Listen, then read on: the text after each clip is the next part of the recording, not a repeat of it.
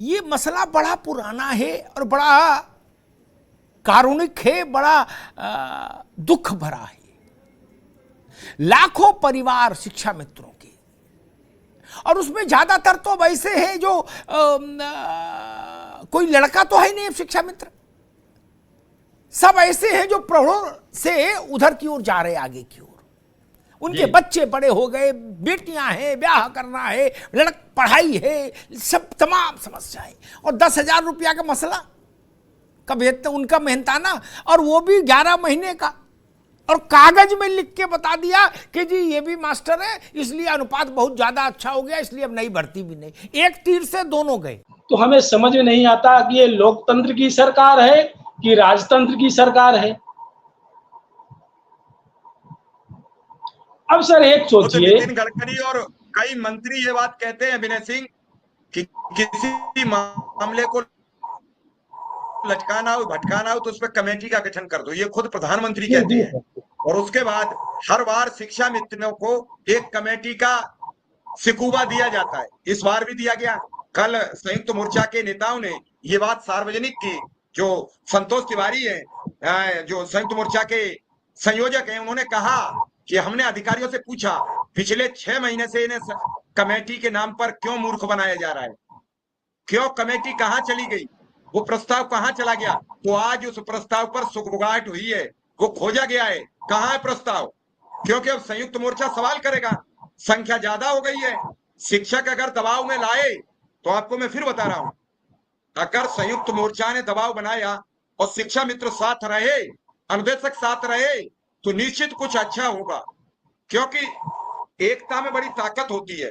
मैं बार बार आपसे कह रहा हूं कि शिक्षा मित्र अनुदेशक भी अगर एक जगह आ जाए तो अब तक सरकार को निर्णय लेना पड़ता, लेकिन आधे इधर, आधे उधर, आधे इस तरफ, आधे उस तरफ, कोई अपने अपने सब मेरी ढपली मेरा राग अपनाए रहो, चलाए रहो परिवार। 9,000 10,000 में कौन पूछने वाला है। आप जाते हो दिल्ली, सुप्रीम कोर्ट का कोई ढंग का वकील, लाखों रुपया से कम उसकी हियरिंग है, मिलता है कोई सस्ता, कहां से लाओगे पैसे, कैसे जोड़ोगे, वकील सस्ता मिलता नहीं, जज साहब सुनते नहीं, किसके पास जाओगे बताइए विनय सिंह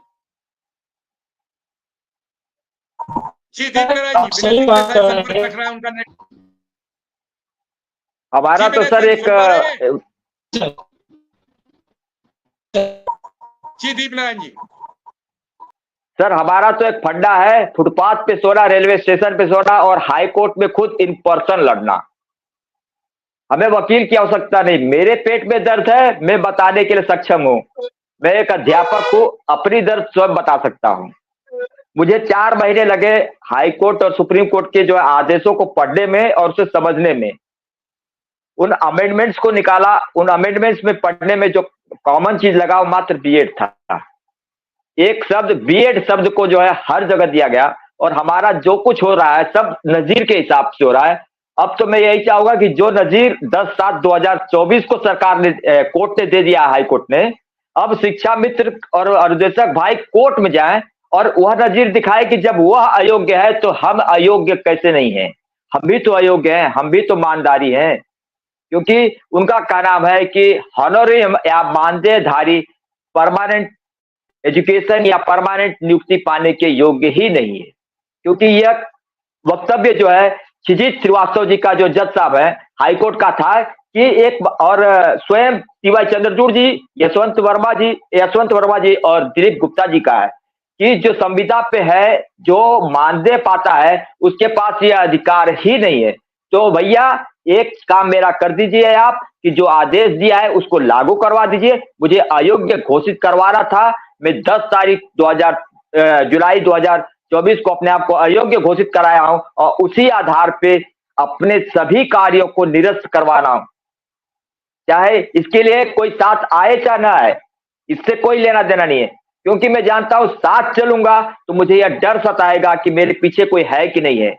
अकेला रहूंगा, कोई मुझे मारने की धमकी देगा, कोई फर्क नहीं पड़ता है, क्योंकि अगर आदमी पागलपन। नमस्कार साथियों, स्वागत है आप सभी का आज की इस नई वीडियो में।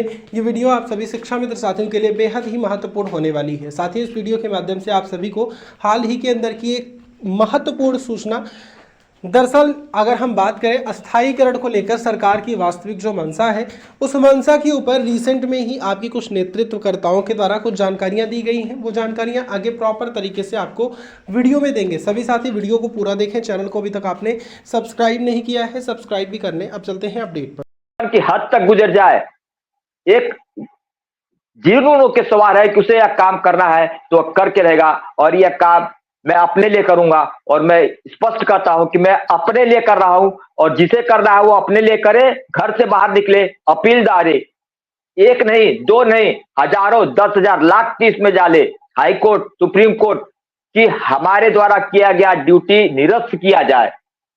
तब देखिए कैसे नई सरकार अपने आप वो लिख कर देगी कि शिक्षा मित्र योग्य हैं, और लिखित बयान सुप्रीम कोर्ट में यह पेश करेगी। यह दावा मेरा आपके साथ, आपके चुना न्यूज चैनल के माध्यम से सरकार को है कि वो 1 महीने के अंदर लिख कर देगी। संयुक्त मोर्चा पीछे पड़ी है, अब शिक्षा मित्र, अनुदेशक और सभी संविदा कर्मी उनके पीछे बढ़ेंगे।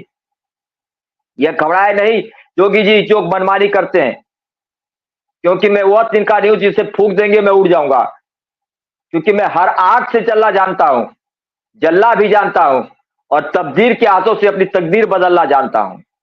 जोगी जी आप सावधान रहिए, मैं आम इंसान नहीं, मैं इतिहास बनने नहीं बनाने के लिए पैदा हुआ हूं। और मैं ही क्या, शिक्षा मित्र इतिहास बनने के लिए नहीं बनाने के लिए पैदा हुआ है। मुझे कसम है उन 9,000 शिक्षा मित्र भाइयों और बहनों की जो असामयिक मृत्यु के गाल में चले गए, जिनका परिवार आज सड़क पे आ गया है। उन सबकी कसम है कि उनको जो है उनके सम्मान के लिए लड़ूंगा, अपने के लिए लड़ूंगा, और जो फायदा होगा वो सबके लिए होगा। लेकिन शर्त मेरी एक ही है कि आपको घर से बाहर निकलना पड़ेगा।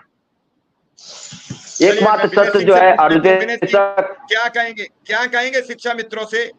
इस पूरे बातचीत और घटनाक्रम की आपने दायरा समझा, बातचीत समझे, क्या कहेंगे शिक्षा मित्रों से?